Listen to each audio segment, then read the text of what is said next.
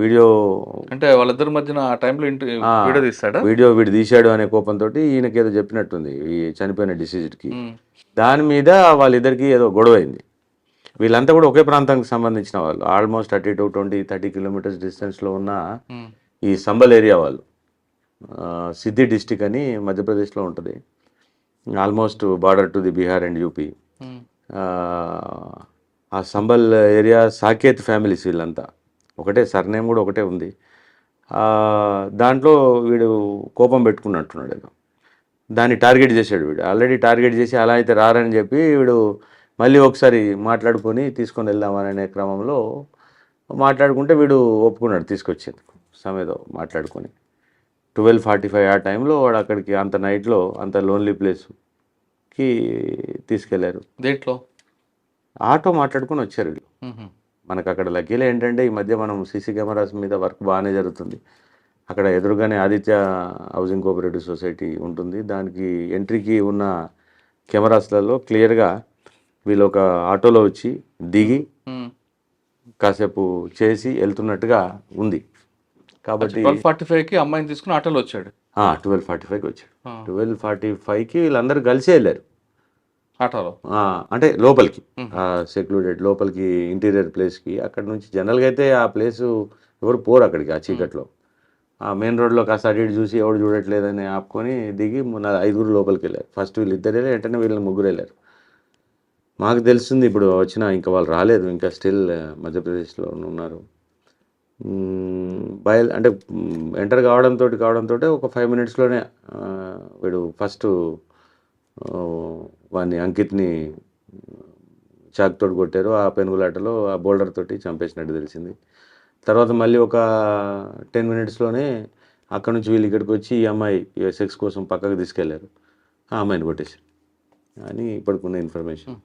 అంటే కేవలం తీయద్దు, వీడియో తీయద్దు అన్నందుకే కాకపోవచ్చు, నేను అది ఒక్కటి దాని మీద ఏదైనా బేస్ అని అనుకుంటున్నాము. యాక్చువల్లీ ఇంత చిన్న రీజన్కి ఉండకపోవచ్చు, ఏదైనా ప్రీవియస్ ఎనిమిటీ కూడా ఏమైనా ఉందా అనేది చెక్ చేసుకోవాలి. వాళ్ళు వచ్చిన తర్వాత క్లారిటీ వస్తుంది. అంటే అక్కడ మన వాళ్ళు అడిగారు ఉంటారు కదా, అడిగి ఉంటారు కానీ ఉందా? అంత ఈజీగా అక్యూజ్డ్ కన్ఫెస్ చేయడు.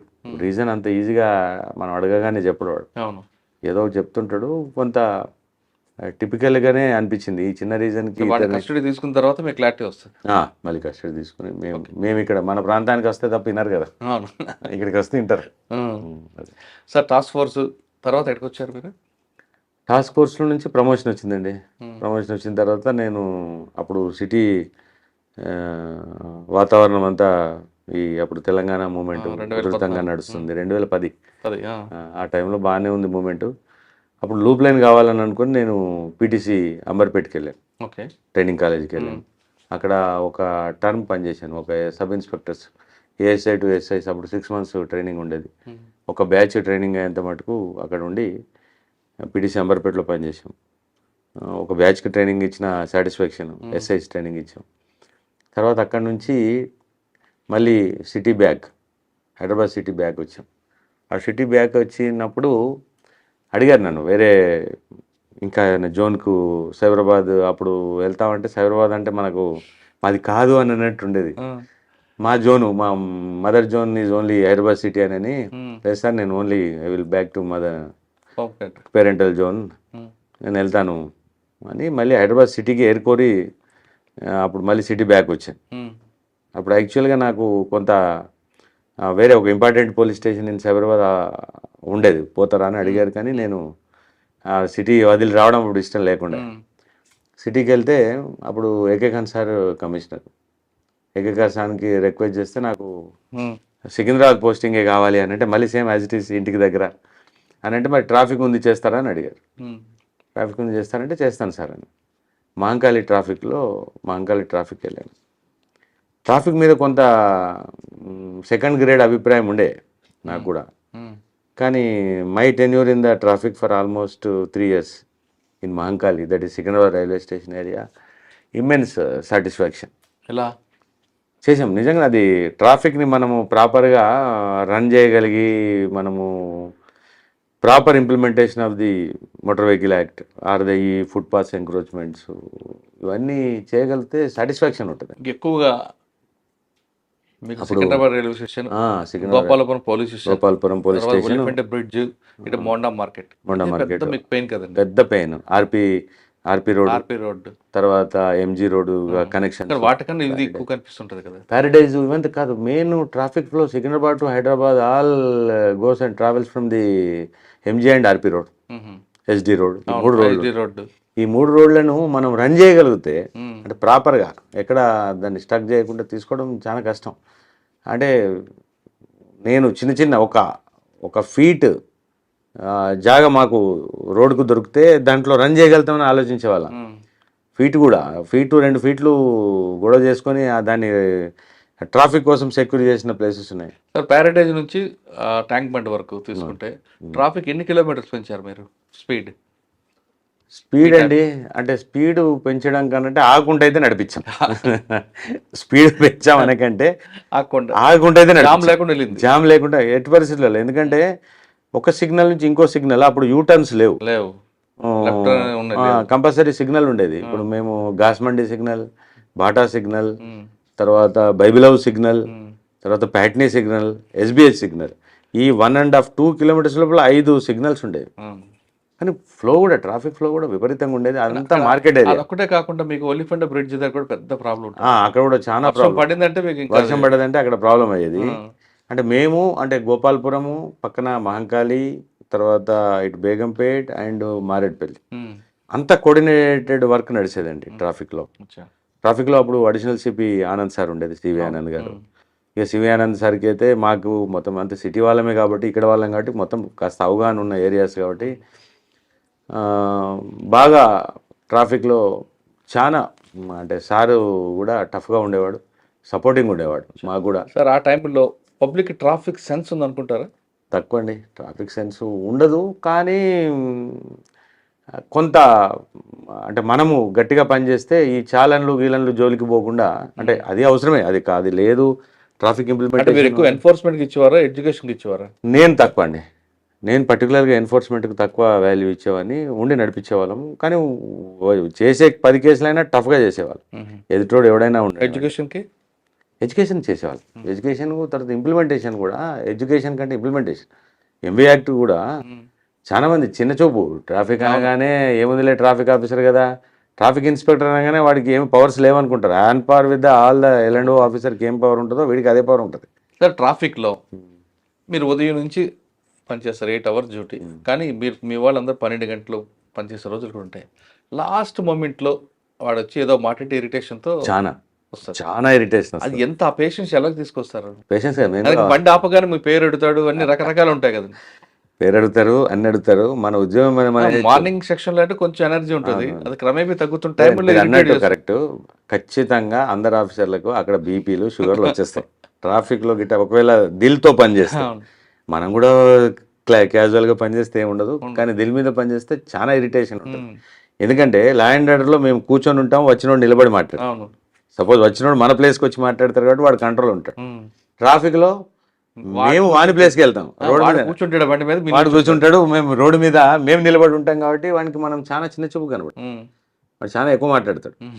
సినిమాలో వారెంట్ ఉందా అని అనే టైప్లో మాట్లాడుతుంటారు. వారెంట్ ఉండవు, arrest is arrest. Even that arrest is there in the MV act also. చాలా మందికి ఏం తెలియదు అంటే ఎంవీ యాక్ట్లో కూడా అరెస్ట్ చేయొచ్చు ఉండొచ్చు, కానీ వాళ్ళ తెలియదు. ఎంవీ యాక్ట్లో అరెస్ట్ చేయొచ్చు. అరెస్ట్ చేసే క్రమంలో రెసిస్ట్ చేస్తే మేము ఫోర్స్ యూజ్ చేయొచ్చు, అంటే 2 వీక్ వచ్చు. అవును, అంటే force, using of the force. చాలా మంది ఏమంటారు, కొట్టడం మాకేమి షోకై కొట్టరండి, ఎవడు షోకై కొట్టడు. ఓన్లీ ఎప్పుడైతే మాకు విధులకు ఆటంకం కలిగిస్తాడో, మేము అప్రహెండ్ చేసేటప్పుడు అడ్డం పడతాడో అప్పుడే మేము ఫోర్స్ యూజ్ చేస్తాం తప్ప అడ్డంగా మాకేమి పని లేక ఫోర్స్ ఎవడు యూజ్ చేయడం. లేని కోపాన్ని ఎందుకు తెచ్చుకుంటారండి ఆఫీసర్ కూడా? లేని కోపం కాదు, చాలా కోపం ఉంటే మా వాళ్ళు ఇంకా చాలా కంట్రోల్ ఉంటారు. ఉన్న కోపం తెచ్చుకుంటే ఎవరు ఉండడు, కదా, చాలా ఇరిటేషన్ తీసుకొస్తారు, చాలా మాట్లాడు. జనరల్గా ఎంబీ యాక్టే కాకుండా మీకు విధులు కట్టుకున్నందుకు 353 ఉంటుంది, ఇందులో 179 ఉంటుంది. That is all CV Anand sir body camera పెట్టారు, బాడీ కెమెరా స్టార్ట్ చేశారు. దానివల్ల బెనిఫిట్ వచ్చింది అంటే ఎదుటోడు బిహేవియర్ అర్థమవుతుంది. చాలాసేపు ఏం చేస్తారంటే వాడి బిహేవియర్ ఎవడు చెప్పుకోడు, మా పోలీస్ వాళ్ళ మీద నెట్టేస్తారు. ఏమని పోలీసు అది తిట్టాడు, ఇది తిట్టాడు, చేసుకున్నాడని. ఫస్ట్ వాడు చేసిన పని ఎవడు చెప్పడు. ఇప్పుడు నేను మీకు ఒక ఎగ్జాంపుల్ చెప్తాను. ఒక వెహికల్ ఒక దగ్గర సిగ్నల్ జంప్ అయి వెళ్తుంది. నేను ముందు ఉన్నాను, ఏంటి వీడు సిగ్నల్ జంప్ ఇంత అడ్డంగా చేసి వెళ్తున్నాడని ముందు సిగ్నల్ ఆపుకొని నేను చేజ్ చేసి అక్కడ పోయా. అప్పుడు అలా పోయేవాళ్ళం, ఇప్పుడు ఎవరు పోవట్లేదు అని. ఆగిన తర్వాత చూస్తే వాడు వెహికల్ మీద అంటే లగేజ్ ఉంది. జస్ట్ వాడు యూఎస్ నుంచి వస్తున్నాడు. యూఎస్ నుంచి వస్తున్న క్యాండిడేట్ కూడా మన కంట్రీలో దిగగానే మనకి లా బ్రేక్ చేయాలనిపిస్తుంది. అక్కడ నోరు మూసుకొని పని చేస్తారు. అక్కడేమో చాలా అద్భుతంగా పనిచేస్తుంది. అసలు యూఎస్ లో ఎంత బాగుంటది, ఇలా అంటే అలా పట్టుకుంటారు పోలీసు వాళ్ళు, అలా అంటే ఇలా పట్టుకుంటారు అని కథలు చెప్తారు ఇక్కడికి వచ్చి. ఇక్కడ లా బ్రేక్ చేయకపోతే అసలు వాళ్ళకు మనసు ఒప్పదు. నేను అదే అన్నా, మీరు యూఆర్ జస్ట్ ఇప్పుడు నీ లగేజ్ చూస్తే ఎక్కడి నుంచి వస్తున్నాడు, యూఎస్ అన్నాడు. ఏంటంటే అక్కడ కంట్రీలో అంత బాగుంది, ఇలా ఇంత బాగుంది అంటాడు. అంటే నీకు భారతదేశం మీద మన కంట్రీ మీద అడుగు పెట్టగానే అంటే ఉప్పొంగుతుంది ఉత్సాహం, సిగ్నల్ జంప్ చేసి అట్లా పోతున్నా అంటే సారీ సార్ అన్నాడు. సారీ అంటే పంపించేసాం, అది వేరే. కానీ కొంతవరకు బెటర్ అంటే యూఎస్ అతను కాబట్టి, అంటే యూఎస్ కనీసం అక్కడ ఆర్గ్యుమెంట్ చేస్తాడు. ఇక్కడ అయితే ఆయనకి ఆర్గ్యుమెంట్ అది హక్కు. అది సార్ ట్రాఫిక్ ఇంకొక ప్రాబ్లం ఉంటుంది, drunk and drive. Drunk and drive అది అంటే లక్కీలీ డ్రంక్ అండ్ డ్రైవ్ కూడా మాకున్న అనుబంధం ఏంటంటే, డ్రంక్ అండ్ డ్రైవ్ ఎప్పుడైతే ఇప్పుడు ఈ రోజు ఉన్నటువంటి సిరీస్ ఆఫ్ డ్రంక్ అండ్ డ్రైవ్ని సివి ఆనంద్ గారి సార్ టైంలో మనము స్టార్టింగ్ అప్పుడు 2000 might be 11, I think it is 11 or 12 తీసుకొచ్చే క్రమంలో దీన్ని ఎట్లా ఇంప్లిమెంట్ చేద్దాము అని అనుకునే సార్ డిస్కషన్లో మేము కూడా ఉంటాము, ఒక 3-4 ఆఫీసర్స్ ఉన్నప్పుడు. ఇది 185 సెక్షన్, నాకు తెలిసి సెక్షన్ 185. అలా ఏబి ఉంటుంది. అందులో బిలో మనం తీసుకుందాము, మరి వాడు బ్రెత్ అనలైజర్స్ మనము ఇవన్నీ అప్పుడే కొన్నవి వాడకంలోకి తీసుకొచ్చిన సందర్భంలో పవర్ ఎక్కడ మిస్యూజ్ కావద్దు. మనం మనకు చెడ్డ పేరు ఎక్కడ వస్తుందంటే, మనం ఇంత పడ్డ కష్టం అంతా ఎక్కడ పోతుంది, ఒక్క దగ్గర మనం చేసిన మిస్టేక్ అది అందరికీ అదే ఎగ్జాంపులర్గా అయిపోతుంది. 4 రూపాయలు తీసుకున్నారు అనుకోండి, 100 రూపాయలు తీసుకున్నారంటే మొత్తం డ్రంక్ అండ్ డ్రైవ్ మొత్తం అంతా కుప్ప అయిపోతుంది, వ్యవస్థకు అడ్డగడతారని స్ట్రిక్ట్గా ఉండాలని. ఖచ్చితంగా డ్రంక్ అండ్ డ్రైవ్లో ఆఫీసర్ ఉండాల్సిందే, అంటే ఇన్స్పెక్టర్ లెవెల్ ఆఫీసర్ ఎట్టి పరిస్థితులలో ఉండాల్సిందే అని చెప్పేసి డిసిషన్ తీసుకొని, అప్పుడు క్వాలిటీ చెకింగ్ ఎప్పుడు చేద్దాము అని అనుకున్నప్పుడు 2 hours is the maximum time. 2 hours కంటే ఎక్కువ ఏ టీము పనిచేయలేదు. డ్రంక్ అండ్ డ్రైవ్లో మీకు క్వాంటిటీ ఎంత అనుకున్నారు అప్పుడు? క్వాంటిటీ కాదు, లా ప్రకారం 30 mg అది ఇక స్టాండర్డ్. 31 వచ్చినా 32 వచ్చినా బుక్ చేసేవాళ్ళు. జనరల్గా 30 అనేది ఎలా వస్తుందని అంటే, అది అరెస్ట్ కేసు. అసలు 185 అనేది అరెస్ట్ కేసు. తాగిన వాడిని అరెస్ట్ చేయాలి. కానీ తాగుబోతులందరినీ అరెస్ట్ చేసి పెట్టుకుంటే చాలా న్యూసెన్స్ ఉంటుంది. వీడు మనకు చుక్కలు చూపిస్తాడు ఉదయం కల్లా. కాబట్టి దీనికి ఆల్టర్నేటివ్ చాలా గుర్తుంటాయి. చెప్పండి. మీ దాంట్లో మీ ప్రముఖ ఒక రిపోర్టర్, ఇక పేరెందుకు, ఇప్పుడు ఆయన ఇప్పుడు సంస్థకే అధిపతి. నా మీద మేము అంటే సాటిస్ఫాక్షన్ ఏంటంటే, ఒక్క వ్యక్తిని కూడా వదలలేదు మొత్తం మా 2 years టైంలో. ప్రముఖ వ్యక్తి ఏం లేదు, ఆయన మమ్మల్ని అది చేస్తానని నా మొత్తం డ్రైవ్ అంతా 2 గంటలు కెమెరా పెట్టుకొని కూర్చున్నాడు. అంటే ఎక్కడ దొరికాడు మీకు? అక్కడ ప్యాట్నీ దగ్గర ఉంటుంది కదా, ప్రముఖ ఫేమసే. చేశాడు. నేను నవ్వి చెప్పా, నువ్వు కింద పడిపోయినా నా పని నేను చేసుకుంటానులే. అంటే ట్రాఫిక్లో ఈ డైలాగులు బాగుంటాయి. నేను 24 గంటల్లో ట్రాన్స్ఫర్ చేయిస్తాను, 2 గంటల్లో నువ్వు ఆదిలాబాద్లో ఉంటావు, కరీంనగర్ ట్రాన్స్ఫర్ చేపిస్తాను, ఈ డైలాగులు కామన్గా వస్తుంటాయి. పని చేస్తుంటుంది కదా, 2 గంటలు కాదు కదా, 2 సంవత్సరాలైనా వాడు ఎవడు మమ్మల్ని ఏం చేయలేడన్న సంగతి మాకు తెలుసు. అది దిగిన తర్వాత ఆయనకి తెలుస్తుంది, వాడికి కెపాసిటీ తెలుసు. అంటే జనరల్గా ఏముంటుందంటే, ట్రాఫిక్ నిజం కూడా ఆ 2 hours is the qualitative time for doing the drunk and drive. అంతకంటే ఎక్కువ చేస్తే క్వాలిటీ దెబ్బతింటుంది. అంటే మేము అంత అటెంటివ్ ఉండలేదు. ఎంత ఉండాలి క్వాంటిటీ అంటే దొరికిన వ్యక్తిలో? అంటే దానికా అంటే అది 30 ml మనం ఊదినప్పుడు 30 దాటింది అనుకోండి, వాడు బుక్ అయినట్టే. కొంతమంది 300 కూడా దొరుకుతాయి కదా. చాలా అంటే 100 దాటిందంటే అబ్నార్మల్. అది 100 దాటిందంటే అబ్నార్మల్. ఎంత తాగితే దొరుకుతుంది అంటే? ఒక బీర్ తాగితే 30 వస్తుందా, ఒక క్వార్టర్ వేస్తే 30 వస్తుంది? అంటే ఇది ఎలా ఉంటుందంటే, స్టాండర్డ్ ఏమి ఉండదు. ఇప్పుడు మీరు ఒక బీర్ తాగితే మీకు రాకపోవచ్చు, నేను ఒక బీర్ తాగితే నాకు రావచ్చు. ఎందుకు? అది మన ఇంటెస్టైన్ సిస్టమ్స్ అన్ని. ఇప్పుడు గ్యాస్ట్రిక్ ఉందనుకోండి నా బాడీ, అసిడిటీ ఉన్న నా బాడీ ఎక్కువ వస్తుంది. అసిడిటీ ఏం లేదు, మీకు మంచి స్వీకరించే శక్తి ఉందనుకోండి తక్కువ వస్తుంది మీకు.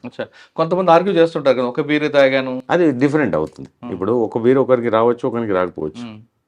శాస్త్రమే అది అందరికీ ఒకలానే పని చేయాలని ఇప్పుడే నేను ఉదయం తాగాను రాత్రి నాకు ఒక్కోసారి వస్తుంది నిజం కూడా కొద్ది లేట్ అయినా వస్తుంది అసిడిక్ బాడీ ఉంటే కొద్ది లేట్ అయినా వస్తుంది కాబట్టి ఆ కొంత డిస్క్రియేషన్ తీసుకుందామా అని అనుకుంటే మాకు డిస్క్రియేషన్ అవకాశం ఇస్తే మళ్ళీ తప్పుదారి పడుతుంది ఇది మా వాళ్ళకి ఇప్పుడు పోలీసులకి తాగిన తర్వాత పోలీసులకు దొరకకుండా వెళ్ళంటే ఎంత తాగమంటారు?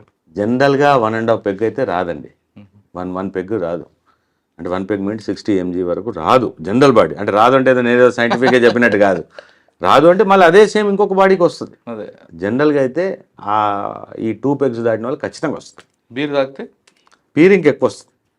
బీర్ అసిడిక్, అది ఎక్కువ గ్యాస్ట్రిక్ ఉంటుంది కాబట్టి అది ఎక్కువ వస్తుంది. అసలు తాగకుండా వెళ్తే ఏ ప్రాబ్లం లేదు. అసలు ఏ ప్రాబ్లం లేదు, హ్యాపీ. కానీ అంటే ఇది మళ్ళీ కొద్దిగా డైల్యూట్ అయింది ఇది డ్రంక్ అంటే ఫస్ట్లో. ఇప్పటికీ అంటే భయం ఉంది పబ్లిక్లో, ఎవడు కూడా అంత ఈజీగా ఫర్ గ్రాంటెడ్ ఏం లేరు. దీంట్లో ఏముందంటే అండి, అంటే అరెస్ట్ సెక్షన్ ఇది 185. దీనికి ఆల్టర్నేటివ్ ఏం చేసామంటే, మన దగ్గర ఎలానో జనరల్గా డాక్యుమెంట్ ఉండదు. డాక్యుమెంట్ లేనందుకు గాను మేము వెహికల్ సీజ్ చేస్తాం. Vehicle seizure is under 207. What having knowledge of the 2013 చెప్తున్నా.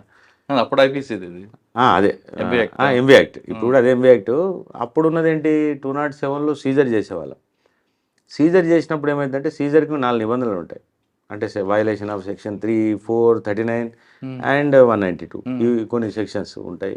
వాటి వయలేషన్స్కే మేము సీజ్ చేసేస్తాం. సీజ్ చేసినప్పుడు అది 3 days లోపల ఏదో చేయాలి. ఆ తతంగం అంతా ఉంటుంది లేండి. అది కొద్దిగా మేము కూడా మా సైడ్ నుంచి కాస్త ఎక్సర్సైజ్, సమాజాన్ని ఉద్ధరించే క్రమంలో అది మాకు కాస్త కోర్టు నుంచి పడి మేము కొద్దిగా డీల్ అయిపోయాం. అంటే వెహికల్ సీజరు చేసినప్పుడు నిబంధనలు నాకు తెలిసి 448 మోటార్ వెహికల్ రూల్ పొజిషన్ అది. కానీ వెహికల్ సీజ్ చేసే అధికారం మీకు లేదు కదా? ఉంది. 207లో మాకు ఉంటుంది. ఇన్స్పెక్టర్ అండ్ అబోవ్ ఉంటుంది, ఎస్ఐకి ఉండదు. Inspector and above vehicle seizure. Sir, ఈ టైంలో ఒక లేడీ మీకు బాగా ఇబ్బంది పెట్టింది కదా ప్యారడైజ్ దగ్గర, తాగి పెడతారు. పెట్టింది తాగి పెట్టింది. అంటే ఏమవుతుందంటే, మీరు కెమెరాస్ పట్టుకొని ఉండేసరికి మా యాక్షన్ చాలా స్లో అవుతుంది. దాని వాళ్ళు అడ్వాంటేజ్ తీసుకుంటారు. అంతే అడ్వాంటేజ్. ఇప్పుడు అందుకోసమే విరుగుడుగా సార్, ఇప్పుడు మేము అంటే గవర్నమెంట్ రిక్రూట్మెంట్స్ కూడా అంటే లేడీ ఆఫీసర్స్ని ఇంక్రీజ్ చేసింది. ఇక్కడ డ్రంక్ డ్రైవర్ లేడీస్ కూడా ఉంటారు, పెడతాం కదా, లేడీ ఆఫీసర్స్ ఉంటారు. అమ్మో, లేడీ ఆఫీసర్స్ బాగా ఇరిటేషన్ చేస్తారు కదండి. ఎలా కంట్రోల్ చేస్తారు మరి? అంటే మీ పేషెంట్స్ ఎలా కంట్రోల్? అందుకోసం ఆ కంట్రోలింగ్ క్రమంలోనే మా బీపీ పెరుగుతుంది. అంతే. మేము ఫ్రీగా రియాక్ట్ అయిపోతే మా బీపీ పెరగదు, డౌన్ అయింది. కంట్రోలింగ్ అనేది ఏంటంటే, అంటే ఇక సిటిజన్ పెద్ద అఫెన్స్. పోలీసుల కన్నా ట్రాఫిక్ పోలీస్ పేషెంట్స్ ఎక్కువ ఉంటుంది. పేషెన్స్ నాకు అప్పుడు తక్కువే ఉండేది. పేషెన్స్ ఉంటుందని కాదు, కానీ మన వాళ్ళు ఓపిక మెచ్చుకోవాలండి. ఓపిక చాలా అవసరం ఉంటుంది. రోడ్డు మీద నిల్చుంటాడు, హారన్, దుమ్ము, ధూళి. అంటే అరెస్ట్ చేయొచ్చు. మా వాళ్ళకి కూడా అంతా ఇప్పుడు when that of the guy is violating the law and showing హుషారీ చూపిస్తానంటే అంత భరించాల్సిన అవసరం లేదు. ఇది we have every power under the motor vehicle act, under the IPC for the apprehension of that fellows. ఎవడైతే ఎక్కువ ఇప్పుడు మాకు అగ్రెసివ్ ఓవర్ యాక్షన్ చేస్తే మాకు అప్రహెన్షన్, అంటే అరెస్ట్ పవర్ ఉంది మోటార్ వెహికల్ యాక్ట్లో కూడా.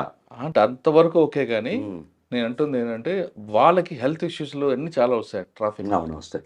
నాకు కూడా కాస్త అప్పుడు ఈ ఆర్టీసీ బస్సెస్ ఉంటాయి కదా, ఈ హారన్ సిస్టమ్ ఉంటుంది కదా, వాడు కరెక్ట్ సిగ్నల్ మీద హారన్ కొడతాడు. ఆ హరాన్ దెబ్బకు మా చెవులు గుయ్యం అనేది. తర్వాత ఈ సైలెన్స్ అని చూస్తున్న పొగ అదంతా దుమ్ము, ధూళి. అసలు అప్పుడు మేము ట్రాఫిక్లో పనిచేసిన అన్ని రోజులు నేను ఏసీ వాడలేకపోయాను కార్లో. ఏసీ వేస్తే జలుబు అయిపోయేది. అంటే ఈ పొల్యూట్కి బాడీ అలవాటు అయి ఉంటుంది కాబట్టి అప్పుడు మనం కూల్గా ఏసీలో కూర్చుంటే నడవకపోయేది. కానీ చాలా సాటిస్ఫాక్షన్ ఉండేదండి ట్రాఫిక్. అంటే సార్ సివి ఆనంద్ సార్ ఒక మాట అన్నారు, మనం ఎక్కడ పని చేసామన్నది కాదు, పోయిన తర్వాత మనం అక్కడ ఏం చేసి వచ్చాము అన్నది సాటిస్ఫాక్షన్ ఉంటుంది. నిజంగా అది నేను Patny circle, clock tower circle development, Patny circle అంతా మేము ఒంటి చేత్తో మేము చేసింది అది ట్రాఫిక్ వల్ల. ప్యాట్నీ సర్కిల్ డెవలప్ చేసాము. అంతా అసలు చిన్నగా ఉండేది. ఆ ప్యాట్నీ నుంచి మనం టువార్డ్స్ క్లాక్ టవర్ నుంచి టువార్డ్ ప్యారడైజ్ పోవాలంటే 25 feet రోడ్ అది. ఇప్పుడు ఎంత ఉన్నంతలో ఇంజనీరింగ్ డిపార్ట్మెంట్ కదా, మీది కాదు కదండి.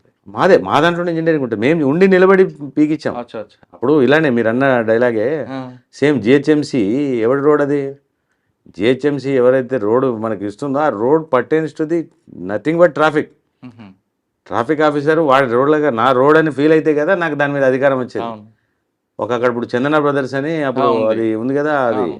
అప్పుడు వాడు బిల్డింగ్ పర్మిషన్ తీసుకున్నాడు ఉమ్. కట్టేది. ఇప్పుడు అది కొత్త కాంప్లెక్స్ అయిపోయింది. పర్మిషన్ తీసుకున్న దగ్గర ఆ రోడ్ కటింగ్ చేసి మార్క్ పెట్టి వాళ్ళకి పర్మిషన్ ఇస్తాం. ఉమ్. జిహెచ్ఎంసీ ఇప్పుడు ఒక 10 ఫ్లోర్లో 5 ఫ్లోర్లో పర్మిషన్ తీసుకున్నాడంటే ఆ రోడ్ కటింగ్, కొత్త కటింగ్ అనేది ఇప్పుడు 100 ఫీట్ రోడ్డు, 100 ఫీట్ రోడ్డుకి ఎగ్జిస్టింగ్ రోడ్ 25 ఫీటే ఉందంటే 25 రోడ్ కట్ చేసుకొని తర్వాత అక్కడ నుంచి సెట్ బ్యాక్స్ తీసుకొని జిహెచ్ఎంసీ వాళ్ళు పర్మిషన్ ఇస్తారు. ఉమ్. ఆ పర్మిషన్ ఇచ్చారంటే అర్థం ఏంటి, ఆ 25 feet pertains to the traffic, అవును, మీకు ఇవ్వాలి అది. మాకు ఇవ్వాలి. అది ఉమ్. మేము లాక్కునే వాళ్ళం అప్పుడు నేను ఉన్నప్పుడైతే. ఆ. పోయి ఎక్కడెక్కడ ఎవడైతే కొత్త బిల్డింగ్లు కడుతున్నా అని చూసుకుంటే వెళ్ళేవాని. కొత్త బిల్డింగ్ కడితే ఆ ఎదురుగా నిలబడి ఆ 25 ఫీట్ గొలుసుకొని రోడ్ తీసుకునేవాని. ఆహా. తీసుకుని ఆ రోడ్ వేయించి జిహెచ్ఎంసీ వాళ్ళతో రోడ్ యూజ్ చేసాం. అచ్చా. చాలా మటుకు ఏం చేస్తారు, ఇది పట్టించుకోకుండా వాడు బిల్డింగ్ అంతా అయిపోయి 5 ఏళ్ళు కట్టుకుంటూ కూర్చొని 5 ఏళ్ళ తర్వాత అటు ఇటు చూసి ఎవడు పట్టించుకోకపోతే మళ్ళీ దాని మీద పూల కొండలు పెట్టి ఉమ్. దానికి అది ఇది అడ్డం పెట్టి ఇప్పటికి ఇంకా వాళ్ళే వాడుకుంటున్నారు. అవును. అవన్నీ ట్రాఫిక్లో మనం సెక్యూర్ చేసుకోగలిగితే we can somewhat run the road um. In a good way. మరి కొంతమంది రెడ్ కార్పెట్ వేసి వాళ్ళ కార్లు మాత్రం పెట్టుకోవడం. ఆల్ కార్లు అవన్నీ నడవవు ఉమ్. ట్రాఫిక్లో. అది మా కన్సర్న్ మా డ్యూటీ అది. ఉమ్. ఎస్హెచ్ఓగా మేము ఇక్కడ లాక్కోవాలి. వాస్తవంగా సార్ పబ్లిక్ కి ట్రాఫిక్ పోలీసుతో ఎక్కువ అవసరం ఉంటుంది లా అండ్ ఆర్డర్ కన్నా. Traffic is the face of the police అండి. అవును. Traffic is the face of the police. మా ఎఫిషియన్సీ అంతా పనిచేసేది ల్యాండ్ ఆర్డర్ సెకండరీ. ఇన్ఫాక్ట్ ప్రతి పొద్దున్న లేస్తే పని ఉండేది ట్రాఫిక్ వాళ్ళతో పని ఉంటుంది పబ్లిక్కి. ఓదో 10% ఏది 2-3% వరకు మాత్రమే ల్యాండ్ ఆర్డర్ తోటి పని ఉంటుంది. 100 కొట్టాడు తిట్టాడు. కొట్టేది తిడితే 2%. అవును. బట్ వెరాజ్ ద టోటల్ 100%. 100% యూటిలైజేషన్ ట్రాఫిక్దే. అవును. ట్రాఫిక్ వాళ్ళు అందుకోసమే అంటే అప్రిషియేషన్ పోలీసింగ్కి రావాలంటే ట్రాఫిక్ తోటి చాలా వస్తుంది. సార్ ట్రాఫిక్ దగ్గరికి వచ్చారు. ట్రాఫిక్ తర్వాత మళ్ళీ టాస్క్ ఫోర్స్ వెళ్ళా. ఉమ్. అప్పుడు ఎవరు? అప్పుడు రమేష్ చేశారు ఉండే. ఆహా. ఒక 1 ఇయర్ చేశాను. 1 ఇయర్ తర్వాత మళ్ళీ ఎస్ఆర్ నగర్ వెళ్ళాను. ఓకే. అక్కడ ఎంతకాలం? 2014 2 ఇయర్స్. అక్కడ ఏం గుర్తుందా మంచి కేసులు? ఎస్ఆర్ నగర్ అన్నది ఒక మినీ ఇండియా అండి. అది మినీ ఇండియా. ఎక్కువగా లాడ్జీలు, అంటే hostels, main hostels almost 1000 hostel ఉండేవి అప్పుడు. అసలు ఎలాగండి దాన్ని కంట్రోల్ చేయడం? అది హాస్టల్స్ చాలా టఫ్ అండి, చాలా అంటే చాలా టఫ్.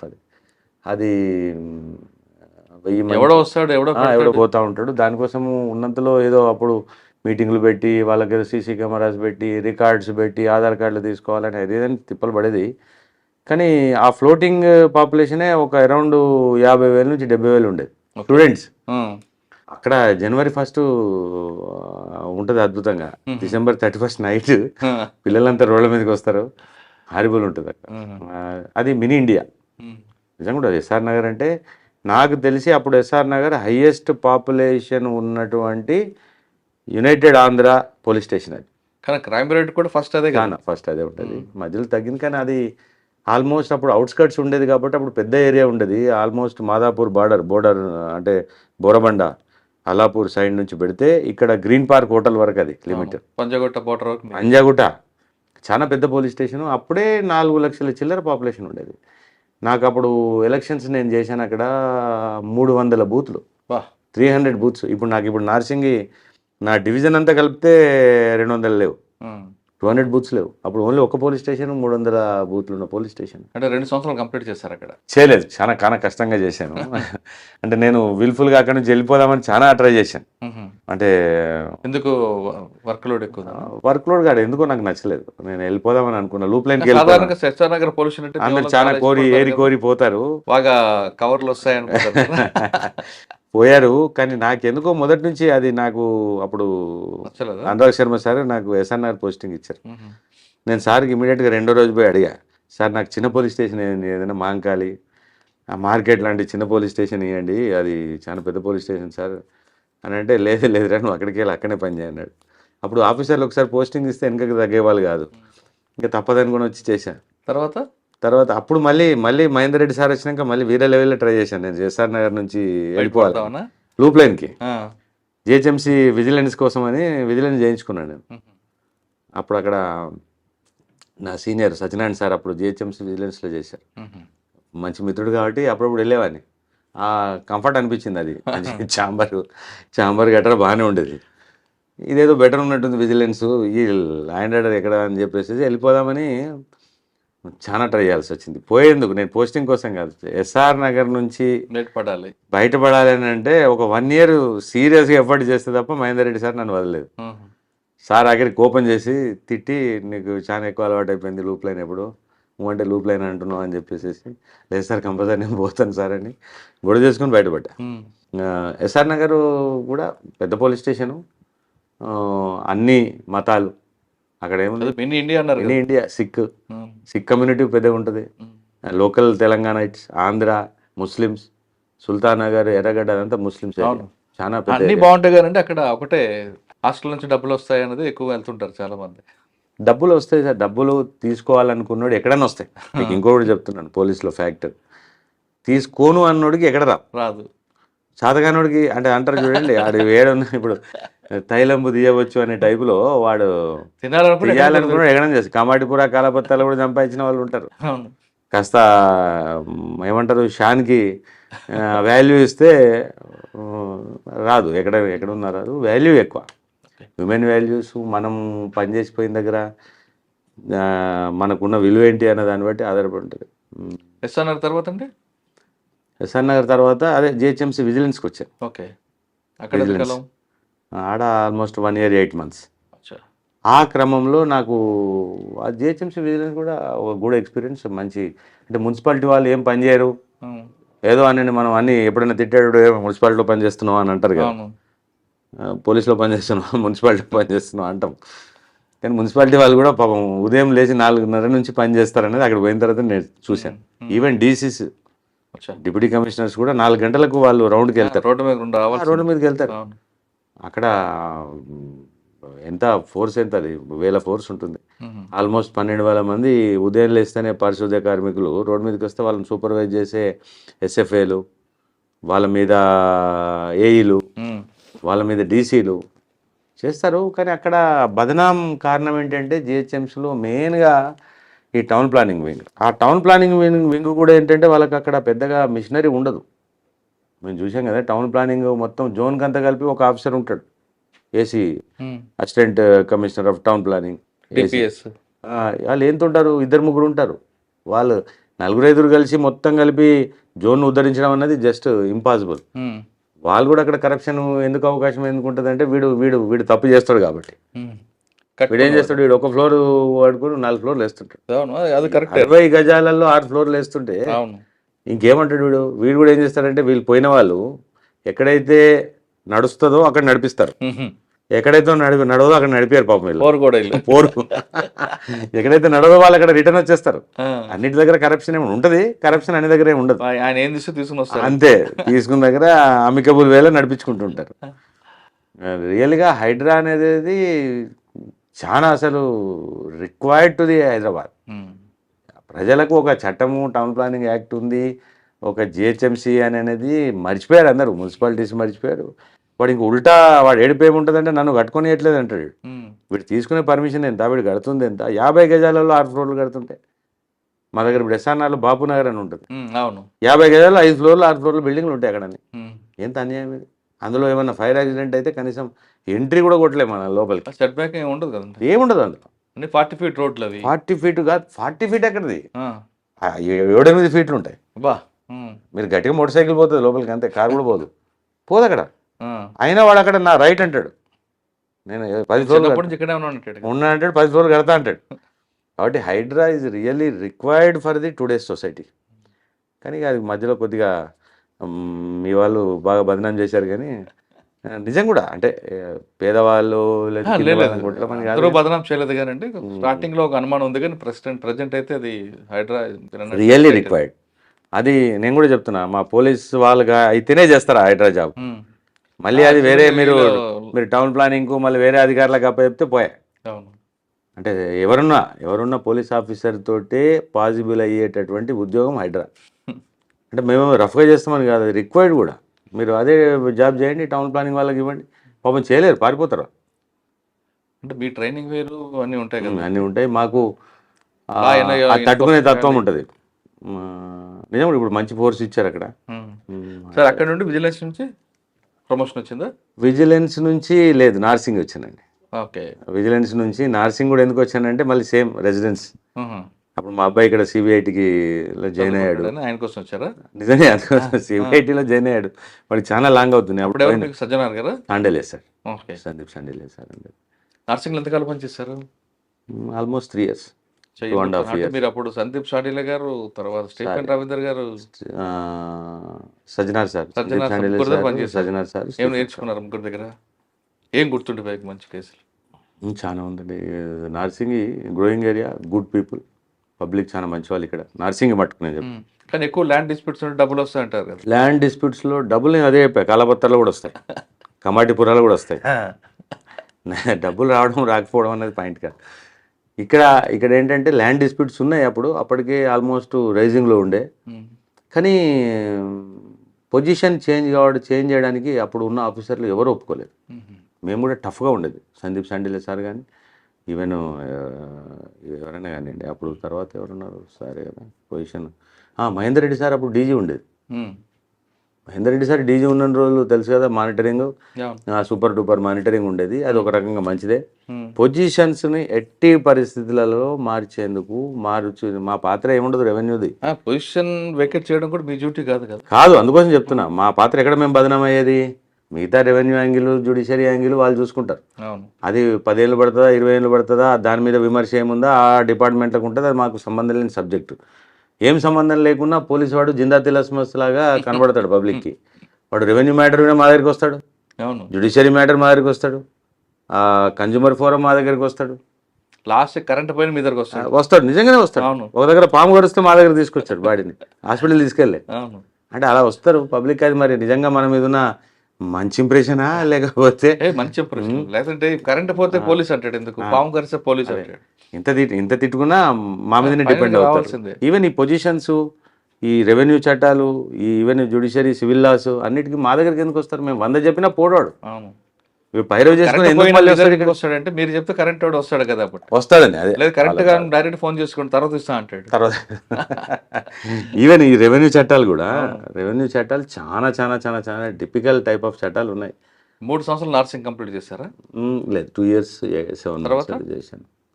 తర్వాత ఇక్కడ నుంచి సైబర్ క్రైమ్ వెళ్ళాను. ఓకే.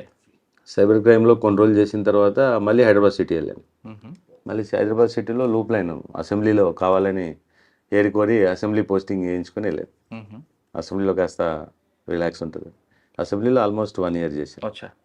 అక్కడ నుంచి మళ్ళీ ప్రమోషన్ తీసుకొని మళ్ళీ హెచ్ఎండిఏ విజిలెన్స్ వెళ్ళాను. అంటే loop line to loop line HMDA vigilance వెళ్ళాను. హెచ్ఎండిఏ విజిలెన్స్ వెళ్ళి అక్కడ ఆల్మోస్ట్ 1.5 year చేశాను.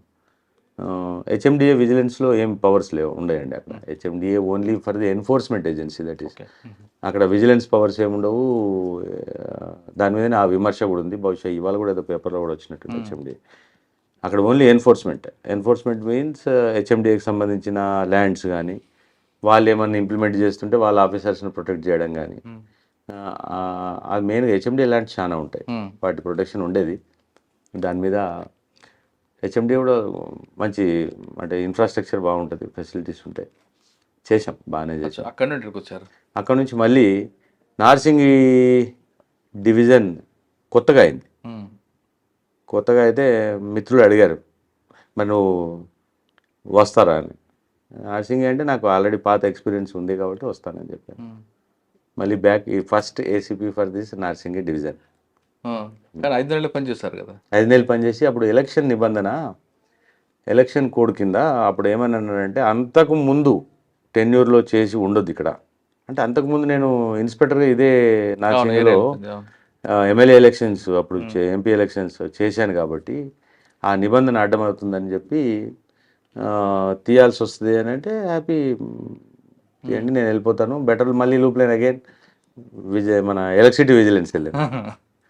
మళ్ళీ ఎలక్ట్రిసిటీ విజిలెన్స్ వెళ్ళే క్రమంలో అప్పుడేమన్నారంటే, ఎలక్షన్ అయిపోయిన తర్వాత అని ఈ నిబంధన అడ్డం ఉంటుందేమో అని అనుకున్నారు. కానీ ఆ నిబంధన ఎందుకో మళ్ళీ నెక్స్ట్లో ఇంప్లిమెంట్ చేయలే వాళ్ళు. Okay, what ever it may be, I went back. అంటే మళ్ళీ లూప్ లైన్ ఎలక్ట్రిసిటీ విజిలెన్స్ చేశాను. ఎలక్ట్రిసిటీ విజిలెన్స్ చేసిన తర్వాత మళ్ళీ బ్యాక్ నార్సింగ్ ఇచ్చారు. వచ్చారు. సార్ నార్సింగ్ వచ్చేసరికి ఇది పెద్ద హెవీ పొల్యూషన్ కనిపిస్తుంది. హై ప్రొఫైల్ కేసులన్నీ ఇక్కడే కనిపిస్తుంటాయి. అంటే నార్సింగ్ డివిజన్లో నార్సింగి అండ్ మోకిలా అండ్ శంకర్పల్లి. శంకర్పల్లి 3 కలిసి కొత్త డివిజన్ ఏర్పాటు చేశారు. ఇది టిపికల్ డివిజన్. నార్సింగి ఏమో కొంత పాతకాలంలో ఇది 11 విలేజ్ల పోలీస్ స్టేషన్. ఇది మెట్రో అయిపోయింది ఇప్పుడు ఆల్మోస్ట్. ఇది పార్ట్ ఆఫ్ సిటీ పోలీసింగ్లో భాగం అయిపోయింది. సిటీ పోలీస్ టైపు అలవాటయ్యారు పబ్లిక్ కూడా.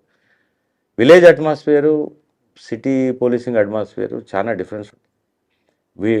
అక్కడేమో లా ప్రివేల్ అవుతుంది, ఆఫీసర్ ఎవరు అన్నది సంబంధం ఉండదు, ఎవరున్నా లా నడుస్తూ ఉంటుంది. ఇక్కడ మనిషికి ఇంపార్టెంట్ ఉంటుంది, ఆఫీసర్ ఎవరు అన్నది ఆ ఫేస్ వాల్యూ చాలా ఇంపార్టెంట్ ఉంటుంది. అంటే సరిగ్గా ఉన్న ఆఫీసర్ ఉంటుంటే మ్యాక్సిమం సమస్యలు అంటే కొంత కంట్రోలింగ్ కానీ దేనికి కానీ ఉపయోగపడతాయి. ఈ విలేజ్ అట్మాస్ఫియర్ ఉంటుంది. కొద్దిగా Narsingi is now converted in to the complete metro type policing. Shankarpally Mokila ఇంకా స్టిల్ కంప్లీట్లీ విలేజ్ అట్మాస్ఫియర్ ఉంటుంది, రూరల్ అట్మాస్ఫియర్ ఉంటుంది. ఇక్కడ ప్రాబ్లం అంతా ఏంటంటే మాకు ఫోర్స్ చాలా తక్కువ ఉంటుంది. ఇవన్నీ సిటీ పోలీస్కి సైబరాబాద్ పోలీస్కి తేడా ఏంటంటే సిటీ పోలీస్లో ఈజీగా 150 మంది, ప్రతి చిన్న పోలీస్ స్టేషన్లో 150 మంది ఫోర్స్ ఉంటారు. ఇక్కడ 40 నుంచి 50 మంది ఉంటారు. అంటే పోలీస్ స్టేషన్ పోలీస్ స్టేషన్కి అంటే మీకు 3 పోలీసులు 120 మంది ఉంటారు. తక్కువ, అంతే 40-50 ఇది ఒక 70-80 ఉంటుంది. ఈ పోలీసింగ్ ఇక్కడ పెరుగుతున్న ఈ ప్రజానీకానికి, పెరుగుతున్నటువంటి హ్యాబిటేషన్కి, క్రైమ్కి చాలా చూస్తూనే మార్పు కనబడుతుంది. 2017లో నేను ఇక్కడ ఇన్స్పెక్టర్ చేసినప్పటికీ ఇప్పటికి చాలా తేడా ఉంది. అప్పుడు ఉన్న ఇంపాక్ట్కి ఇప్పటికీ నార్సింగి కానీ లోడ్ చాలా ఎక్కువైపోయింది. మా ఆఫీసర్స్ పర్టికులర్గా ఇన్స్పెక్టర్స్ అంటే ఎస్ఐస్ చాలా అంటే భారాన్ని మోస్తున్నారు, ఎక్కువ ఎఫెక్ట్. లక్కీలీ నేను చెప్పాను కదా, సిఆర్పిసి ఉద్యోగం చేయడానికి మాకు ఏ మాత్రము బాధ లేదు, భయం లేదు. సిఆర్పిసి దాటినప్పుడే ప్రాబ్లం అవుతుంది. అంటే సిఆర్పిసి దాటడం అంటే అవుట్ ఆఫ్ ది వేలో ఉద్యోగం చేయడం, ఓపెన్గా చెప్తాను. ఏదో ఒకటి ఎగ్జాంపుల్ చెప్పండి. అవుట్ ఆఫ్ ది వే, ఇక తెలుసు కదా, అవుట్ ఆఫ్ ది వేలో ఉద్యోగం చేయడం చాలా కష్టం. లేని లాని మాకు ఆపాదించుకొని, అది లేని లాని ఫస్ట్ నుంచి కూడా మీకు ఒక ఆఫీసర్ చెప్పిన దగ్గర నుండి, అంబేద్కర్ గారు చెప్పిన దగ్గర నుండి మీరు ఫాలో అవుతున్నారు, రైట్? కానీ ఇక్కడ మీరు అవుట్ ఆఫ్ ద వే చేసింది ఒక ఎగ్జాంపుల్ చెప్పండి. ఉంటాయి, నేను తక్కువ, మిగతా వాళ్ళతో కంపేర్ చేసుకుంటే కొద్దిగా. కానీ ఇక్కడ మీరున్న ఇప్పుడు నార్సింగ్ సబ్ డివిజన్లో అవుట్ ఆఫ్ ద వే ఉన్న వాళ్ళు ఎక్కువ ఉంటారు కదండి. ఉంటారు, కానీ ఇప్పుడున్న ఆఫీసర్స్ మీకున్న సిపి గారు అయితే అలా 100% అందులోకి వచ్చిన లేదు. ఆయన దగ్గర పోరు కూడా ఎవరు నాకు తెలిసి ఎవరు పోరు. కానీ పొలిటికల్ ఇన్ఫ్లుయెన్స్ అని ఉంటుందా? ఇప్పుడు మాకు ఇలాంటి ఓపెన్ చెప్తున్నాను. ఇప్పుడు సార్ లాంటి అంటే ఆఫీసర్స్ ఉన్నప్పుడు మాకు ప్రెషర్ తగ్గుతుంది. నేచురల్ సామాజిక వర్గాలు ఎక్కువ వస్తారు కదా, మావాడు అనుకోండి. మావాడని ఏముండదండి, మావాడంటే మేము పోతాం, మావాడు అని అనుకుని మేము పోతాం. కానీ మీ సామాజిక వర్గం, మీ బావగారే ఒక పొలిటికల్గా మంచి స్ట్రాంగ్లు ఉన్నప్పుడు కూడా మీరు ఆయన ఇన్ఫ్లుయెన్స్ వాడుకోకుండా మీ దోస్తులకి, మీ బ్యాచ్మేట్స్కి, మీ జూనియర్స్కి ఆ ఇన్ఫ్లుయెన్స్ వాడతారట కదా. కానీ మీ వరకు వాడుకోరు, మిగతా వాళ్ళు వాడిస్తారట కదా. మానవ సహజంగా ఉండేది అంటే వాడితే వాడుండొచ్చు, కానీ మీరు వాడుకోరాడు కదా. అది అవసరం కూడా పడలేదు నాకు నిజం కూడా. ఎప్పుడు ఆల్వేస్ ఆఫీసర్సే సపోర్టింగ్ ఉన్నారు, ఈవెన్ హైయెస్ట్ లెవెల్లో ఉన్న వాళ్ళు సపోర్టింగ్ ఉన్నారు, అందులో నో ఇష్యూ. కానీ సాటిస్ఫాక్షన్ అనేది మీరు అన్నట్టు ఇప్పుడు ఇది అంటే open talk me with you, I'm telling. Satisfaction అంటే మన షాన్లో ఫరక్ వచ్చినప్పుడు ఎంత ఏమున్నా అది వేస్ట్. పోలీసింగ్లో మనం చేస్తున్న ఉద్యోగానికి మనం నష్టం చేసినప్పుడు, అంటే మనము డిసాటిస్ఫై అయినప్పుడు, తెలంగాణలో షాన్ మే జాన్ గయేతో పర్వానే మగర్ షాన్ మే ఫరక్ నయానా, జాన్ గయేతో పర్వానే మగర్ షాన్ మే ఫరక్ నయానా. ఎదుటోడు ఎవడన్నా ఉండండి, if at all I'm right I'm strong. ఎదుటోడు రిక్షా పుల్లర్ కానివ్వండి, ఎదుటోడు ఎంత పెద్దోడన్నా కానివ్వండి. If at all I'm wrong I'm weak. ఎదుటోళ్ళు ఎంత చిన్నోడైనా నేను సారీ చెప్తాను. తప్పు గిట్ట నేను లీగల్గా I'm telling the legal, what is wrong, what is right as per the లీగల్గా నేను తప్పు చేయను. నాకు తెలిసి నేను 100% లీగల్గా తప్పు చేయాల్సిన పని ఉంటే, మీరు అన్నారు కదా నా బంధువులైనా నేను ఒప్పుకోను, నా దోస్త్ అయినా ఒప్పుకోను. లీగల్గా రైట్ ఉంటే right, okay, I can't do anything. ఇక్కడ ఎప్పుడు రాలేదా మీకు అవుట్ ఆఫ్ ద వే చేయమని? వస్తాయి, చాలా వస్తాయి, చెయ్యం, మొహమాటం లేకుండా చెప్తాను, చెయ్యను. సార్ ఇక్కడ మీకు చాలా ప్రెజర్ కేసులు వచ్చాయి, ఒక జానీ మాస్టర్ కానీ ఒక రాజ్ సార్. వీటికంటే ప్రెషర్ చాలా ఉంటాయి. మెయిన్ ప్రెషర్స్ మాకు ల్యాండ్ రిలేటెడ్ ఇష్యూస్లలో ఉంటాయి. ఏదో 1-2 సందర్భంలో మేము వినాల్సి వచ్చినా మాకు టోటల్గా మా అసంతృప్తి ఉంటుంది లోపల. లీగల్గా చేయలేకపోయామనే బాధ ఉంటుంది. అందులో క్వశ్చనే లేదు. సిపి గారు ఒప్పుకోరే, రూల్ ఆఫ్ లా అంటాడు కదా ఆయన. 100% మేము కూడా ఒప్పుకోము, అందులో క్వశ్చనే లేదు. సార్ వాళ్ళ ఫాదర్ దగ్గరే పనిచేసాం, ఆ, అక్కడే నేర్చుకున్నాం, ఇక్కడ కాదు, అవును. అక్కడే నేర్చుకున్నాం. నేను చెప్పే కదా, మహంతి సార్ దగ్గర, ఏకమహంతి సార్ దగ్గర పనిచేసాం. సిఆర్పిసి తప్ప మేము ఉమేష్ షరాఫ్ దగ్గర నుంచి నేర్చుకున్నామండి. అవును. సిఆర్పిసి నేనని కాదు, సిటీలో పనిచేసిన, ఇది ఇంత అంటే గొప్పగా కూడా చెప్పగలుగుతున్నాను, సిటీలో పనిచేసిన most of the officers bind by the law, అలవాటు అయి ఉంటుంది. అప్పుడు మాకు నిజంగా కూడా నిన్న మొన్నటి వరకు అక్కడ ఏం ఇన్ఫ్లుయెన్స్ ఏం లేదు, యాజ్ పర్ ది లానే పనిచేసాం. ఇక్కడ వస్తే మాకు వచ్చేది ఎక్కువ ఇన్ఫ్లుయెన్స్ ఏంటి, ల్యాండ్ పొజిషన్స్ మీదనే ఇన్ఫ్లుయెన్స్ వస్తుంది. ప్రతి ఒక్కడు దొంగడు కూడా వచ్చి నేనే పొజిషన్లో ఉన్నా అంటాడు. అవును. ఇప్పుడు వాడు 10 రోజుల్లో వచ్చి కంప్లైంట్ ఇన్ఫ్లుయెన్స్ ఉంటాడు, అక్యూజ్డ్ పార్టీ ఇన్ఫ్లుయెన్స్ ఉంటాడు. ఈ ప్రజలు ఎలా తట్టుకుంటారండి? ప్రెజర్ ఏంటి, law, as per the law only. Pressure ఏముంది, ఇప్పుడు మాకు ఉన్న స్టాండర్డైజ్డ్ ప్రోగ్రామ్ ఏముంటుంది. ఇప్పుడు మీరు అన్నట్టు ల్యాండ్ పొజిషన్స్లే మాకు ఇష్యూ. అవును. అందులో టైటిల్ డిస్ప్యూట్ మీద మేము శాస్త్రాన్ని ఏం చదవం. లేదు, దాంట్లో ఇవ్వడంలోనే ఉంటుంది. ఇప్పుడు 20 ఏళ్ళు 30 ఏళ్ళు తెగని వాద్యం ఏదైనా ఉంటే అది మా దగ్గర 2 రోజుల్లో తెగుతాం అనుకోవడం మూర్ఖత్వం అది. అవును. దానికోసం ఇక్కడ మన వాళ్ళు ఏం అడ్డదారి దొక్కేది ఏంటి, పొజిషన్లో నేనున్నా అని అడ్డమైన ఆర్గ్యుమెంట్ చేస్తారు. ప్రతి ఒక్కడు ఏముంటాడు, అక్యూడ్ నేను ఉన్నా అంటాడు, కంప్లైంట్ నేనే ఉన్నా అంటాడు. ఎంత అన్యాయం ఇది. అదే ఆ హెడేక్ ఎలా పోయి భరిస్తున్నారట. అంటే ఇప్పుడు కొద్దిగా మోడర్న్ టెక్నాలజీ కూడా వచ్చింది, గూగుల్ ఇవంతా ఉంది కాబట్టి, ఈవెన్ గూగుల్ మ్యాప్స్లలో పోతే, గూగుల్ ఎర్త్ మ్యాప్లో పోతే పొజిషన్లో ఎవడైనా ఉందా లేదా అని ఒక 3 months బ్యాక్ పోయి చూసుకుంటే అక్కడ ఏముందో కనబడుతుంది. 6 months బ్యాక్ ఏముందో అది మంచి టెక్నిక్. ఇప్పుడు ఇంతకుముందు లాగా నేను 6 నెలల కింద కట్టాను మిగతా కేసుల కన్నా ల్యాండ్ ఇష్యూలోనే హెడేక్ ఉంటుంది. ల్యాండ్ ఇష్యూలోనే హెడేక్ అండి, మిగతాది పెద్దగా. సరే, జానీ మాస్టర్ కేసు చెప్పండి. జానీ మాస్టర్ కేసులు ఇవన్నీ మాకు ఎక్కడ టెక్నికల్గా ప్రాబ్లం అవుతున్నాయంటే, జానీ మాస్టర్ కేసు అయినా ఏదైనా ఎప్పుడైతే నిర్భయ యాక్ట్ అమెండ్మెంట్స్ వచ్చాయో, ఈవెన్ ఇండియన్ ఎవిడెన్స్ యాక్ట్లో కానీ, తర్వాత ఈవెన్ డెఫినేషన్ ఆఫ్ ది రేప్లో కానీ, ఈ 2 తేడా వచ్చింది నిర్భయ యాక్ట్ తర్వాత. ఎప్పుడైతే ఆ అమెండ్మెంట్ వచ్చిందో అప్పటి నుంచి మేము కొంత టిల్టింగ్ టువర్డ్స్ విక్టిమ్ కంప్లైంట్ అనేది కంపల్సరీ అయిపోయింది. I can't judge by sitting in my chair, వాళ్ళు అట్లా వీళ్ళు ఇట్లా నేనేం చెప్పలేను. Complaint is the complaint, that's it. Complaint వచ్చింది అంతే, ఎవిడెన్స్ లేదు దానికి, అయిపోయినట్టే. చేసింది అని ఒకవేళ కంప్లైంట్ వచ్చింది అంటే ఐ కాంట్ సిట్ అంటే ఫైనలైజింగ్ ఇన్ మై చైర్, కాదు ఇది కాదు అనేందుకు నాకేం అధికారం లేదు. కాబట్టి మా వాళ్ళు ఖచ్చితంగా ఆ కంటెంట్ ఆఫ్ ది కంప్లైంట్ని బట్టి ఖచ్చితంగా కేసు రిజిస్టర్ చేస్తారు. కేసు రిజిస్టర్ చేసిన తర్వాత ఇక next course of action will shift to the court. ఎట్లా యాక్షన్ తీసుకుంటే కేసు యాక్చువల్గా రాయదుర్గం పోలీస్ స్టేషన్కి వచ్చింది ఫస్ట్.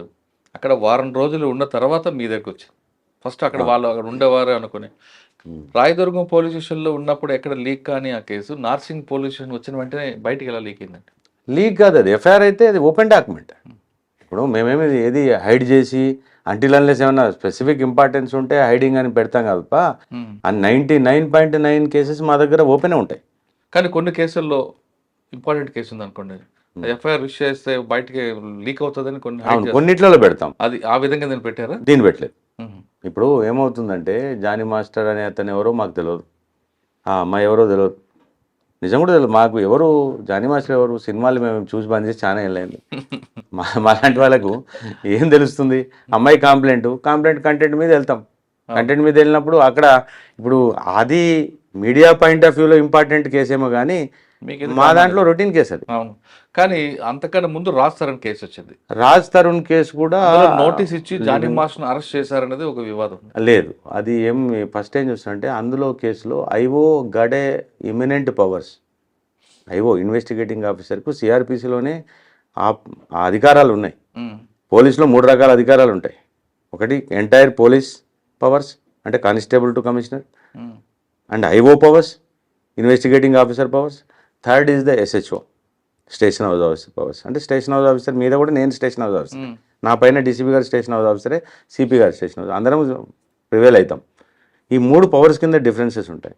ఐఓ ఒకవేళ ఇటు వ్యక్తి విచారణకు హాజరవుతాడు, ఇన్వెస్టిగేషన్కి ఇంటర్ఫియర్ కాడు, ఎవిడెన్స్ని ఇన్ఫ్లుయెన్స్ చేయడు అని వీడు అనుకుంటే వాడు 41 నోటీస్ ఇస్తాడు, 41A నోటీస్ ఇస్తాడు. రాజ్ తరుణ్ కేసులో ఏంటి, ఫస్ట్ వచ్చిన కేసులో ఆల్మోస్ట్ వాళ్ళ కంప్లైంట్లు కూడా లివింగ్ టుగెదర్ ఉన్నాము, 10 ఏళ్ళు ఉన్నాము అని అన్న కంప్లైంట్. ఆ సుప్రీంకోర్టు కూడా తప్పు చెప్పట్లేదు. తప్పు చెప్పలేదు. సుప్రీంకోర్టు కూడా పోయాడు. నాకు తెలిసి ఈవెన్ ఈ గట్ అడిషనల్ బెయిల్ ఆల్సో అనుకుంటా, ఏదో మళ్ళీ బెయిల్ ఏదో తీసుకున్నట్టున్నాడు. బెయిల్ తీసుకోవాల్సిన అవసరం లేదు, బెయిల్ తీసుకున్నాడు. జానీ మాస్టర్ వచ్చేసరికి ఆ సీక్వెన్స్ స్టార్ట్ అయిపోయింది. మాకు సీక్వెన్స్ స్టార్ట్ అయినప్పుడు కొద్దిగా మీ ఇన్ఫ్లుయెన్స్ కూడా మాకు ఎక్కువ, అంటే అండ్యూగా తెలియకుండానే మా మీద కూడా మాకు పడుతుంది ఇంపాక్ట్. మీడియా ట్రయల్ ఇంపాక్ట్ పడుతుంది మాకు. మీడియా ట్రయల్ ఇంపాక్ట్ లేకపోతే మేము కొద్దిగా జర నిష్పక్షపాతంగా కేసులో, జానీ మాస్టర్ కేసులో కంప్లైంట్ ఏజ్ బిలో మైనర్ 18 అని పోక్సో యాక్ట్ వచ్చేటట్టుగా పెట్టారు. ఇక దట్ హ్యాస్ టు బి, అంటే కోర్టు డిసైడ్ చేయాలి. వచ్చిన షార్ట్ షీట్ వేశారంట. వేసేసాం. ఓకే, నెక్స్ట్ అదే టైం నడుస్తున్న టైంలో యూట్యూబర్ హర్ష, ఆయన ఎవరు తెలియదు, యూట్యూబరు ట్యూబర్ అని మాకేం తెలియదు. హర్ష విషయంలో ఆయన బయటికి వెళ్ళే వరకు పోలీసులు చేయలేదు. అంటే బెయిల్ తెచ్చుకున్న వరకు ఏం చేయలేదు. Arrest is not at all necessary factor for the investigation. అవును, మేమే అవసరం లేదంటే అవసరం చేయము. ఇప్పుడు అల్టిమేట్గా మేము ఉన్న సంఘటనలన్నింటినీ కూర్పి ఛార్జ్ షీట్ రూపంలో మేము కోర్టుకు సబ్మిట్ చేయడం మటుకే మా పని. ఇప్పుడు అరెస్ట్ చేసినంత మాత్రాన ఇప్పుడు మాకు ఏమైనా ఎవిడెన్స్ దెబ్బతింటుంది అని అంటే జనరల్ అరెస్ట్, ఓకే, హర్ష అనే వ్యక్తి బహుశా ఇక్కడ మన దగ్గర రాయే లోపల ఆయనకు ఇన్ఫర్మేషన్ కూడా లీక్ అయ్యి వైజాగ్ అనుకుంటా కదా, వైజాగ్ అతను అక్కడ నుంచి అంటే ఏటో అబ్రాడ్ వెళ్ళిపోయాడు అని. ఇప్పుడు మరి అలాంటి వ్యక్తికి మరి బెయిల్ ఇవ్వదు కదా, కోర్టు బెయిల్ ఇచ్చిందంటే యాక్సెప్టెడ్ అన్నట్టే కదా. బెయిల్ ఇచ్చినప్పుడు మనం బెయిల్ క్వశ్చన్ చేసినందుకు మీరు నేను ఎవరికి అధికారం లేదు. బెయిల్ ఇచ్చింది, దాని ప్రకారం ఛార్జ్ షీట్ వేయడం జరుగుతుంది. ఈ 3 కేసెస్ కూడా రియలీ మీడియా ఇంపార్టెంటెడ్ కేసెస్, కానీ మాకు రొటీన్ కోర్సులో కరెక్టే, మీకు రొటీనే. కానీ ఈ కేసుకి మధ్యలో గ్యాప్ లేకుండా ఒక్కొక్క కేసు పడుతున్నప్పుడు మీరు కానీ మీ సబార్డినేట్స్ కానీ ప్రజలు ఎలా తీసుకున్నారండి? కొంచెం గ్యాప్ ఉంటే అది వేరేగా ఉంటుంది. ప్రెజర్ ఉంటుంది. మా వాళ్ళు కూడా అందరూ ప్రెజర్కి డిపార్ట్మెంట్లో మొదటి నుంచి అలవాటు అయిపోయిన వాళ్ళే పాపం ఉంటారు. మా ఇన్స్పెక్టర్స్ కానీ మేము కానీ ఈవెన్ మా ఎస్ఐస్ కానీ ఇలాంటి కేసెస్ ఉన్నప్పుడు ఆల్మోస్ట్ ఇక్కడే 2-3 రోజులు ఉండి పనులు చేసుకున్న సందర్భం ఉంటుంది. ఖచ్చితంగా మా ప్రెషర్కి అలవాటు అయి ఉంటారులేండి మా వాళ్ళు. ఏమి దాని గురించి లేదు. చెప్పాను కదా, ఆఫీసర్ సభాష్ అంటే చాలు మా వాళ్ళు 24 గంటలు పని చేస్తారు, చెప్పుకుంటారు, పని చేస్తారు. క్వశ్చనే లేదు. అది సార్ ఇప్పుడు నార్సింగ్ మీద ఫోకస్ అయింది. మీరు నార్సింగ్ చూసారు, ఇన్స్పెక్టర్ గా చూసారు, ఏసీబీగా చూసారు. నార్సింగ్ సబ్ డివిజన్ అండి, ఇది గ్రోయింగ్ ఏరియా కాబట్టి ఖచ్చితంగా అంటే పోలీసింగ్ పాయింట్ ఆఫ్ వ్యూలో ఏమేమి ఉందో మాకు మిగతా డిపార్ట్మెంట్ల పనితీరు కూడా మా మీద ఇంపాక్ట్ పనిచేస్తుంది. ఇప్పుడు రెవెన్యూ వివాదాలు ఎక్కువ. ఈ రెవెన్యూ డిపార్ట్మెంట్లు, రెవెన్యూ ట్రిబ్యునల్స్ కానీ లేకపోతే మిగతా వ్యవస్థలు కానీ సరిగ్గా పనిచేసి భూమికి సంబంధించినటువంటి ఇష్యూస్ ఇమ్మీడియట్గా తేల్చగలిగితే మా మీద సగం ప్రెషర్ పోతుంది. భూ సంబంధిత వివాదాలు పబ్లిక్ వచ్చిన వాళ్ళు ఏమంటారు, మనను ఖచ్చితంగా సార్ అక్కడికి వెళ్తే 10 ఏళ్ళు అవుద్ది, 20 ఏళ్ళు అవుద్ది. అవునండి, ఇప్పుడు మీరేమో సివిల్ మ్యాటర్ అంటే అది మనం ఏమో చేయలేని కోర్టుకి వెళ్తే టైం పడుతుంది. దాంతో థర్డ్ పార్టీకి వాళ్ళు అప్రోచ్ అవుతున్నారు. అది మరి ఓటర్లు, ప్రభుత్వాలు అందరూ కలిపి మార్పు తీసుకొచ్చి ఆ వ్యవస్థ బాగుపడేటట్టు చేస్తే మేము కాస్త హ్యాపీగా పనిచేసుకోగలుగుతాం. కానీ మీరు వద్దుంటారు కొంతమంది, ఇలాంటి వివాదాలు ఉంటేనే ఆఫీసర్ డబ్బులు వస్తాయి కదా. కరెక్టే, మళ్ళీ మొదలుకొచ్చారు కామెడీ పర్ర అంటే 2 రకాలు ఉంటాయండి. ఇప్పుడు ప్రశాంతంగా నిద్రపోగలిగితే అదే 10,000 అనుకునే వాళ్ళకి, నిద్రలో కూడా గలవరిచ్చే వాళ్ళకు తేడా ఉంటుంది. మేము ప్రశాంతంగా నిద్రపోవాలని కోరుకునే టైపు. అంటే మీరు పడుకోవడం, పబ్లిక్ కూడా అంటే వాళ్ళు పడుకుంటే మేము పడుకుంటాం కదా.